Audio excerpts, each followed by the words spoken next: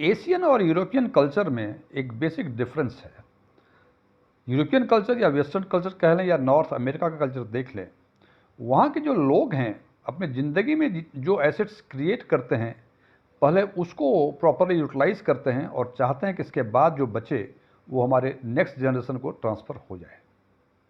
लेकिन इसके जस्ट उल्टा एशियन कंट्रीज़ के लोग जो हैं, इनकी सोच उनसे अलग है। वो ये सोचते हैं कि जो उनके पास एसेट्स हैं उनके लाइफ टाइम में, उसमें से कुछ पोर्शन, जितना पोर्शन वो चाहते हैं कि अपने जनरेशन को ट्रांसफ़र हो, और उसके बाद जो बचता है उस एसेट्स में ही अपने वो जीवन यापन करते हैं। जनाब, तो ये हमने देखा कि दोनों ही कल्चर में, चाहे ईस्टर्न हो या वेस्टर्न हो, ये इच्छाएं तो होती हैं कि हमारे एसेट्स हमारे जनरेशन को जाए, और उस जनरेशन को एसेट्स ट्रांसफर करने के कई तरीके हैं, और आज हम उनमें से एक तरीके की बातें करेंगे और उसका नाम है नॉमिनेशन फैसिलिटीज़। एस्ट्रॉन टैक्समेंट के नए वीडियो में आपका एक बार फिर से स्वागत है। यदि इस वीडियो से आपको कोई वैल्यू एडिशन होता है, इसको लाइक करें, शेयर करें, कमेंट जरूर करें, जिससे मुझे ये पता लग सके कि जो चीज़ मैं कम्युनिकेट अपने व्यूअर्स को करना चाह रहा हूँ वो मैं प्रॉपरली कम्युनिकेट कर पा रहा हूँ या नहीं कर पा रहा हूँ। और यदि आप इस चैनल पर पहली बार विजिट किए हैं, इसको सब्सक्राइब करें और बगल में बेल आइकन को भी दबाएं, जिससे हमारे नए वीडियो की नोटिफिकेशन आपको लगातार मिलती रहे। मेरा नाम डीएम झा है।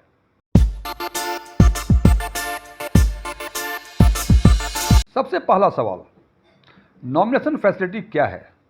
नॉमिनेशन फैसिलिटी एक सुविधा है जो यूनिट होल्डर्स, चाहे वो इंडिविजुअली वो सिंगली होल्ड करता हो या ज्वाइंटली होल्ड करता हो, एक व्यक्ति को नॉमिनेट करता है, जिसको ये अधिकार देता है कि उसकी मृत्यु के बाद उस यूनिट्स जो उसके फोलियो में थे उसको क्लेम कर सके। लेकिन इससे ऐसा लगता है कि यूनिट्स को क्लेम कर लेगा तो वो नॉमिनी शायद उस यूनिट्स का बेनिफिशियल ऑनर हो जाएगा। जनाब, ऐसी बात नहीं है। कोई भी नॉमिनी जो डिजीज पर्सन है, जिनकी मृत्यु हो गई है, उसके एजेंट या ट्रस्टी के रूप में वो काम करते हैं उनकी मृत्यु के बाद। यानी जो यूनिट्स वो क्लेम करेंगे उसके वो बेनिफिशियल ऑनर या उस प्रॉपर्टी में उनका कोई राइट नहीं होगा, बल्कि उनकी ये ड्यूटी होगी कि उस डिजीज पर्सन जिनकी मृत्यु हो गई है, उनके जो भी लीगल हियर्स हैं, उनको उस एसेट्स को, उस यूनिट्स को प्रॉपरली डिस्ट्रीब्यूट कर दे। अगला सवाल, नॉमिनेट कौन कर सकता है? जनाब, नॉमिनेट कोई इंडिविजुअल कर सकता है, चाहे यूनिट्स को वो सिंगली होल्ड करता हो या ज्वाइंटली होल्ड करता हो। और एक इसमें रेस्ट्रिक्शंस हैं। यदि ज्वाइंटली होल्ड कर रहे हैं, फॉर एग्जांपल यदि ए, बी और सी तीन ज्वाइंट होल्डर्स हैं किसी फोलियो में, वो किसी को नॉमिनेट करना चाह रहे हैं, तो उनको ये ध्यान रखना होगा कि म्यूचुअली एग्रीड जो भी नॉमिनी होंगे वो कॉमन नॉमिनी होंगे। ऐसा नहीं हो सकता है कि ए का कोई और नॉमिनी हो, बी का कोई और नॉमिनी हो, सी का कोई और नॉमिनी हो। तीनों को कॉमन नॉमिनी नॉमिनेट करना पड़ेगा। अगला सवाल, कितने नॉमिनी नॉमिनेट कर सकते हैं? चाहे फोलियो सिंगली होल्ड होता हो या ज्वाइंटली होल्ड होता हो, मैक्सिमम नंबर म्यूचुअल फंड में 3 नॉमिनी कर सकते हैं। और जब भी एक से अधिक नॉमिनी को नॉमिनेट करेंगे तो आपको उनका डिस्ट्रीब्यूशन परसेंटेज किस हिसाब से डिस्ट्रीब्यूट करेगा आपकी मृत्यु के बाद एएमसी, ये आपको बताना होगा। और यदि आपने ये परसेंटेज एलोकेशन नहीं बताया तो आपकी मृत्यु के बाद जितने भी नॉमिनी होंगे उसमें सारे यूनिट्स को बराबर बराबर उसको डिस्ट्रीब्यूट कर देंगे।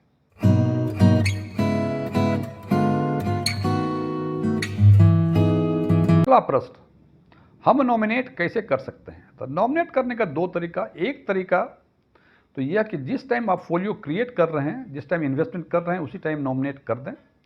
और यदि उस टाइम आपने नॉमिनेट करके, हालांकि अब तो बिना नॉमिनी का एक फोलियो खुलता भी नहीं है, हो सकता है कि पुराना कोई फोलियो हो जिसमें 30 जून 2024 तक नॉमिनेट न किए हुए हैं आप, तो आप अभी भी किसी को नॉमिनी बना सकते हैं या नॉमिनेशन ऑप्ट आउट का फॉर्म भर सकते हैं।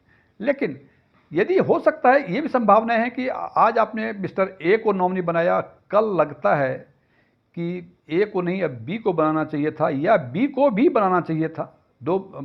आई अगेन रिपीट, पहले आपने ए को बनाया था, अब लगता है ए को नहीं बी को बनाना चाहिए था। या दूसरा ऑप्शन हो सकता है कि ए को बनाया था, अब लगता है बी को भी साथ में होना चाहिए था। इन दोनों ही केस में आप नॉमिनी को रिप्लेस कर सकते, नॉमिनी को ऐड कर सकते। लेकिन नॉमिनी को जब ऐड करेंगे, ये 3 से अधिक जैसे ही होगा वो एडिशन ब्लॉक कर देगा, बिकॉज 3 से अधिक नॉमिनी को ऐड नहीं कर सकते। लेकिन यदि आप चाहते हैं कि कैंसिल करना, तो आप कैंसिल भी कर सकते हैं, और ये एडिशन, डिलीशन, कैंसिलेशन का जो भी प्रोसेस है नॉमिनी का, ये अनलिमिटेड नंबर ऑफ टाइम्स आप इसको चेंज कर सकते हैं, कुछ भी कर सकते हैं। इसमें कोई लिमिटेशंस नहीं है कि एक बार चेंज कर दिया फिर आगे चेंज नहीं होगा, ऐसी कोई बात नहीं है। Unlimited number of times you can add और चेंज द नॉमिनी।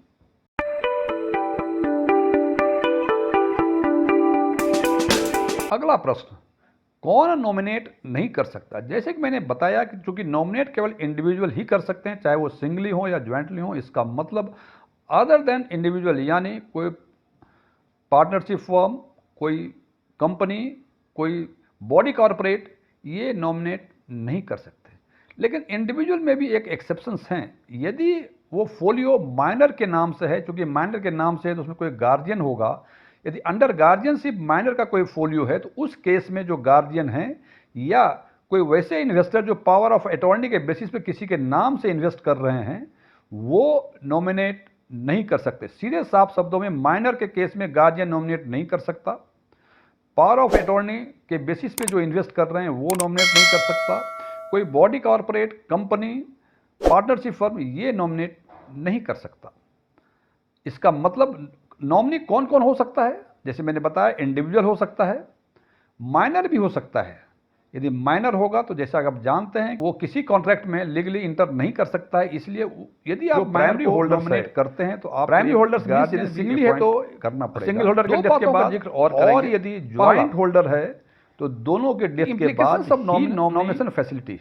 एक बात तो जान लें कि nominee comes in the picture only after the death of the unit holders.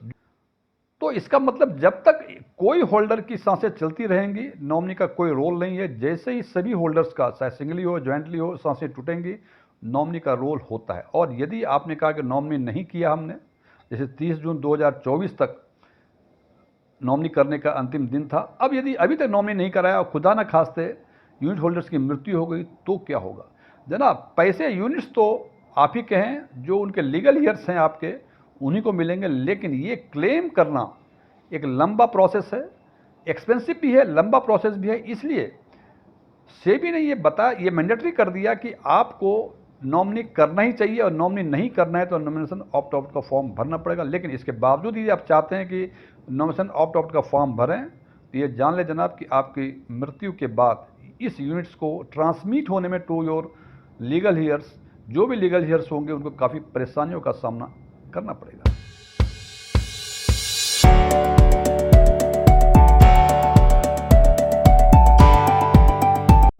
अब दूसरी बात, जो एक और बात करेंगे, जो टैक्सेशन की बातें हैं। जैसे कि आप जानते हैं कि किसी नॉमिनी को यूनिट्स मिला तो उसके मन में एक कॉमन सवाल आता है कि यदि कैपिटल गेन हुआ है, नहीं हुआ है तो कोई इशू नहीं। यदि कैपिटल गेन हुआ है तो टैक्स कैलकुलेट कैसे करेंगे हम?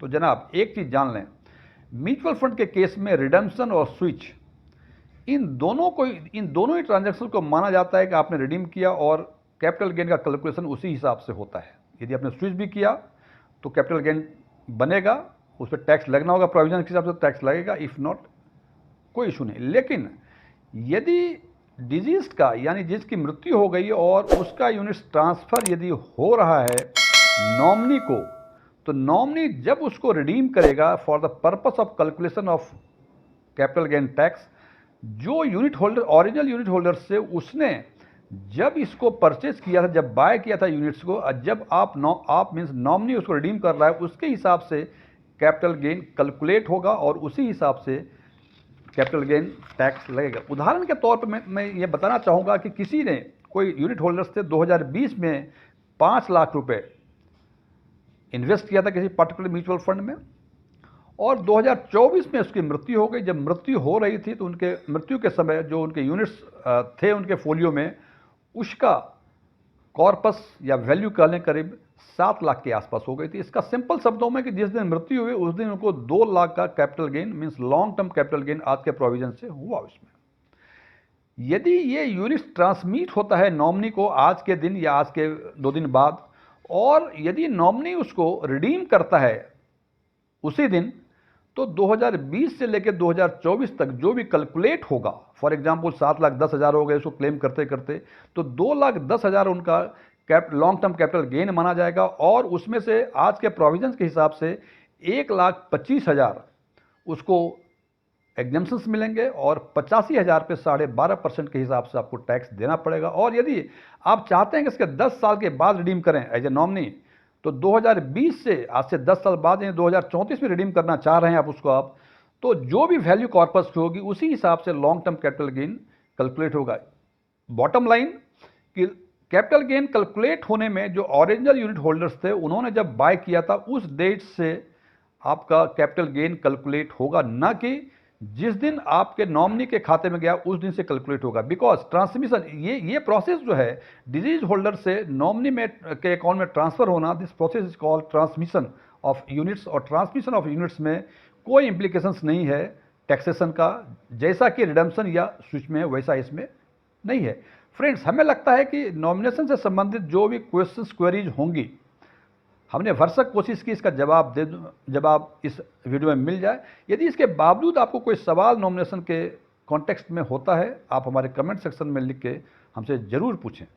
Thank you.